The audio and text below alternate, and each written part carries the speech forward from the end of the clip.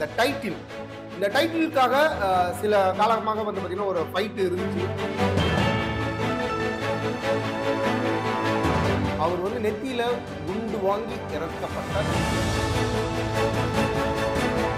அவர் கொடுத்த துப்பாக்கி அவர் சைடே திரும்பணும் சத்தியமா எதிர்பார்க்க.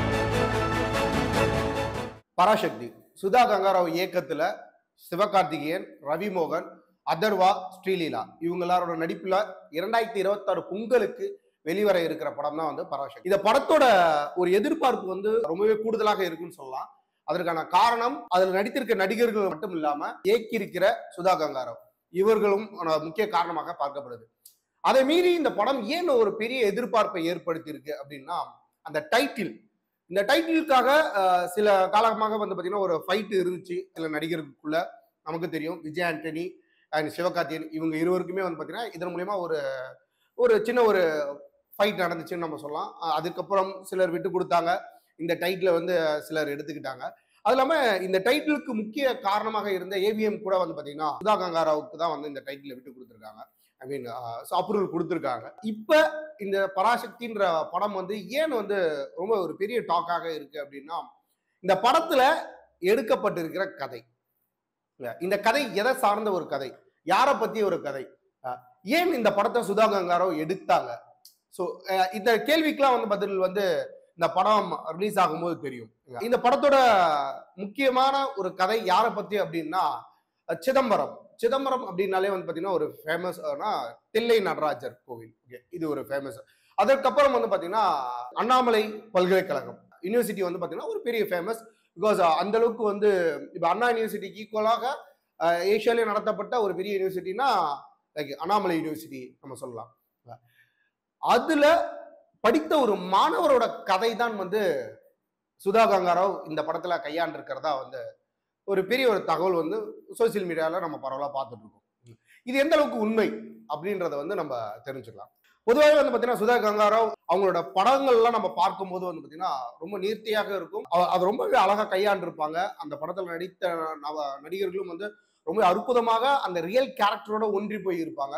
ஸோ நம்மளால அக்செப்ட் பண்ணிக்கிற மாதிரி வந்து பாத்தீங்கன்னா நடிகர்களாக இருக்கட்டும், அந்த கதைக்களமாக இருக்கட்டும், இல்ல அந்த கதைக்களங்களை ஹேண்டில் பண்ண விதமாக இருக்கட்டும், எல்லாமே வந்து ரொம்ப அற்புதமாக இயக்கியிருப்பாங்க சுதா கங்காராவ்.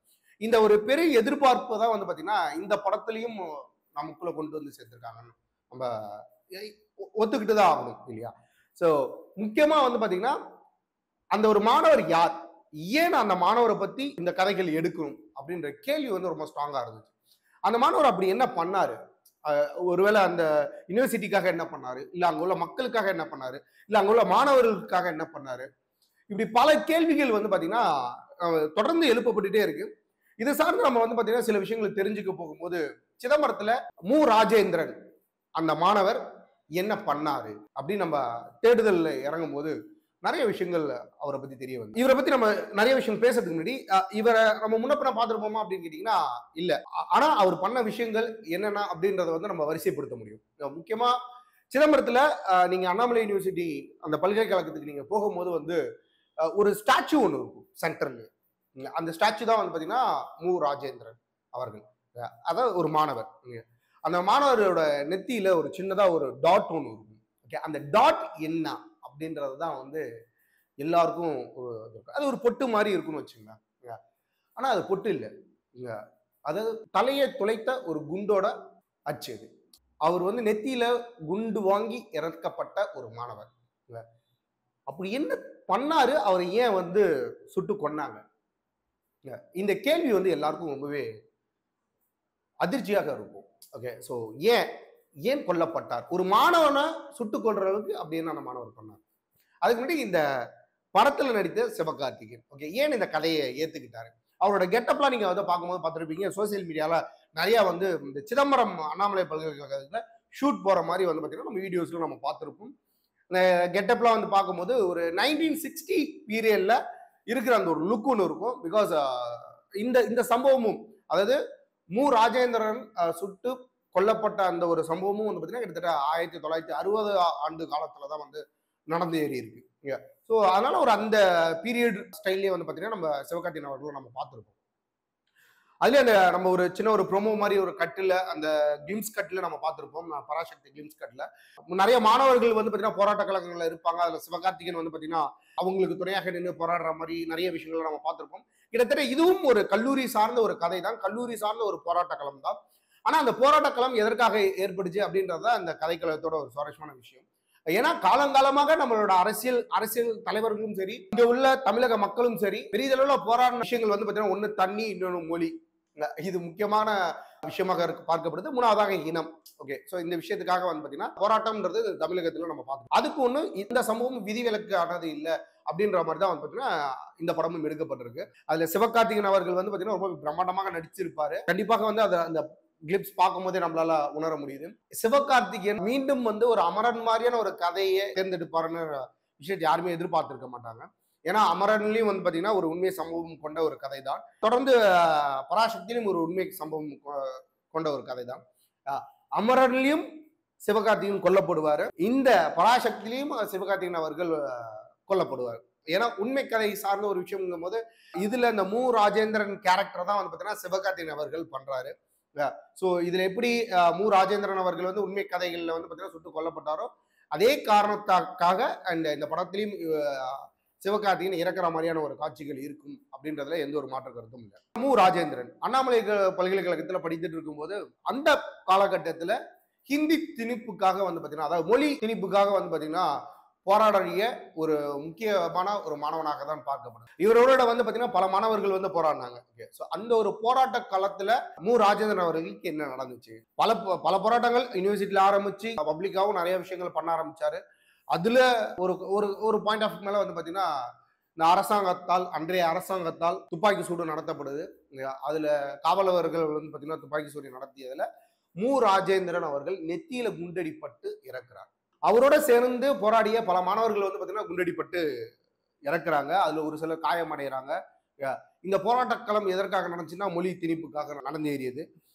முக்கியமா வந்து ஹிந்தி அப்படின்ற ஒரு மொழி வந்து ஏன் என் மக்களுக்கும் என் மாணவர்களுக்கும் எதற்கு அப்படின்றதான் வந்து பாத்தீங்கன்னா அவரோட போராட்ட களமாக இருந்துச்சு.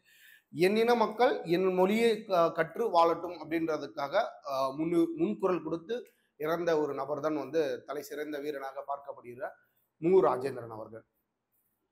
இந்த கதைக்களம் எந்த அளவுக்கு சுவாரஸ்யமாக இருக்கு அப்படின்றத வந்து நம்ம சுதா கங்காராவோட இயக்கத்துல நம்ம பார்க்கலாம். பட் இந்த ஒரு கதை எந்த அளவுக்கு வேதனையாக இருந்தது அப்படின்றத அந்த இடத்துல வாழ்ந்த மக்கள்கிட்ட தான் நம்மளால கேட்டு தெரிஞ்சுக்க முடியும். சுதா கங்காராவ் மேல நம்ம வந்து நிறைய நம்பிக்கைகள் இருக்கு. ஏன்னா அவங்க வந்து எந்த கதைக்களத்தையும் வந்து ரொம்பவே நேர்த்தியாக ஹேண்டில் பண்ணுவாங்க. அதுல வந்து அந்த கதைக்களத்துக்குள்ள கொண்டு போய் நம்மளையும் அந்த கதைக்களத்தோட ஐக்கியப்படுத்துறதுக்கான ஒரு திறமை வந்து இயக்குனரான சுதா கங்காராவுக்கு உண்டு. அதுல மேலும் வந்து பாத்தீங்கன்னா இதுல முக்கிய வில்லனாக வந்து பாத்தீங்கன்னா ரவிமோகன் அவர்கள் நடிச்சிருக்கிறாரு. ரவிமோகன் ஒரு வில்லனாக முதல் முறையாக நடிக்கக்கூடிய ஒரு படம் தான் வந்து Parasakthi. Full and full negative lead பண்ணியிருக்கிறதா தகவல் வந்திருக்கு. இது எந்த அளவுக்கு வந்து ரவிமோகன் அவர்களோட இந்த கெரியரை பில்ட் பண்ணுன்றத வந்து நம்ம பொறுத்து தான் பார்க்கணும். ஏன்னா நெகட்டிவ் லீட் பண்றவங்க எல்லாருக்கும் ஒரு நல்ல ஒரு பாசிட்டிவ் ஒரு ரிவ்யூ வந்திருக்கு. அதுக்கு காரணம் வந்து தனி ஒருவன்ல அரவிந்த் அவர்கள் பண்ண அந்த நெகட்டிவ் ரோலே வந்து பாத்தீங்கன்னா எல்லாருக்கும் ஒரு பாசிட்டிவான ஒரு ஃபீட்பேக் கொடுத்துச்சு. பட் என்ன மாதிரியான கதைக்களத்துக்கு எந்த மாதிரியான ஒரு நெகட்டிவ் ரோல் பண்றோன்றது ஒண்ணு இருக்கு இல்லையா? சோ இது வந்து ஒரு ரியல் சம்பவம் அப்படின்றதுனால இந்த இடத்துல வந்து ரவிமோகன் நெகட்டிவ் ரோல் பண்ணியிருக்காருன்னா இது எந்த அளவுக்கு அவரோட கெரியர்ல ஒரு பெரிய தாக்கத்தை ஏற்படுத்தும், இல்ல ஒரு பின்னடைவை ஏற்படுத்தும் அப்படின்றத வந்து நம்ம பொறுத்து இருந்துதான் பார்க்கணும். சுதா கங்காராவுக்கு வந்து பாத்தீங்கன்னா எப்படி சூரரை போற்று ஒரு ரியல் ஸ்டோரியாக ஐ மீன் ஒரு பயோகிராஃபி, யாரோட பயோகிராஃபி நமக்கு தெரியும். ஸோ எப்படி எடுத்து அதை நேர்த்தியாக படமாக ஆக்கி வெற்றி பெற்றாங்களோ அதே மாதிரி இந்த பராசக்தி இந்த கதைக்களமும் வந்து பார்த்தீங்கன்னா மு ராஜேந்திரனை பற்றி ரொம்பவே நேர்த்தியாக எடுத்து கண்டிப்பாக வெற்றி பெறுவாங்க. அதுல இருந்து ஒரு மாறுகிறது. இதுல நடித்த பல நடிகர்களுக்கு நல்ல ஒரு இமேஜ் கிரியேட் ஆகும், நிறைய பிளாட்ஃபார்ம் வந்து அவங்களுக்கு ஓப்பன் ஆகும். அது இல்லாமல் கண்டிப்பாக வந்து மேலும் அவங்களோட சினிமா கரியர் வந்து பில்ட் ஆகும் அப்படின்றதுல எந்த ஒரு டவுட்டும் இல்லை. இந்த பொங்கலுக்கு ஜனநாயகன் இந்த படத்துக்கு ஆப்போசிட்டா வந்து பாத்தீங்கன்னா நடிகர் சிவகார்த்திகேயனோட பராசக்தி படம் ரிலீஸ் ஆகும் அப்படின்றது யாரும் எதிர்பார்த்திருக்க மாட்டாங்க. முக்கியமா வந்து நடிகர் விஜய் அவர்களே எதிர்பார்த்துக்க மாட்டாங்கன்னு நினைக்கிறேன். அவர் கொடுத்த துப்பாக்கி அவர் சைடே திரும்பணும்னு சத்தியமா எதிர்பார்த்திருக்க மாட்டாரு. எனிவேஸ் இருந்தாலும் இந்த படத்தோட கதைக்களம் எந்த அளவுக்கு இருக்குன்றதை பொறுத்து அந்த துப்பாக்கி பவர்ஃபுல்லா அமைஞ்சிருக்கா இல்லையா அப்படின்றத பொறுத்து இருந்து நம்ம பார்ப்போம்.